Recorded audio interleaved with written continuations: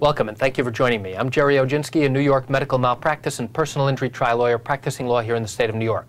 In today's video tip, I want to tell you about a case that I took believing that there was a valid basis for a medical malpractice case, but during the course of litigation recognized that we no longer had the support needed in order to proceed forward with the continuing case. Here's what happened.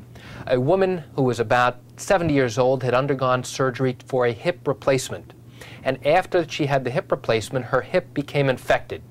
She claimed that the doctor failed to recognize that her hip became infected, and as a result, she needed to have another surgery to take out the hardware that had just been put in within a short period of time. Initially, we believed that there was a missed infection that, if treated early enough, would have prevented the spread and contamination of the hardware that had just been installed, and would have prevented the need for this patient to have another surgery to remove all of the hardware and to have additional hardware put in.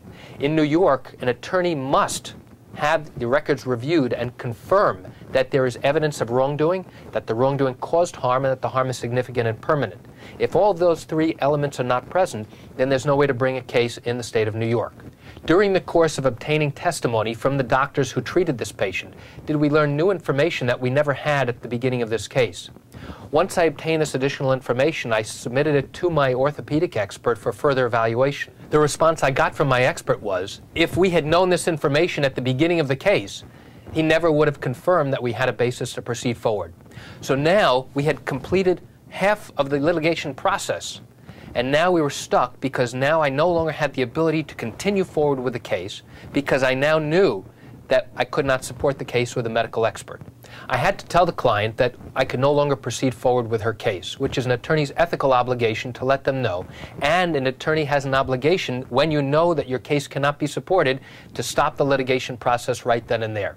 I had to request permission from the court in order to withdraw, and the court permitted me to withdraw as her attorney, and that ended the litigation from my point of view.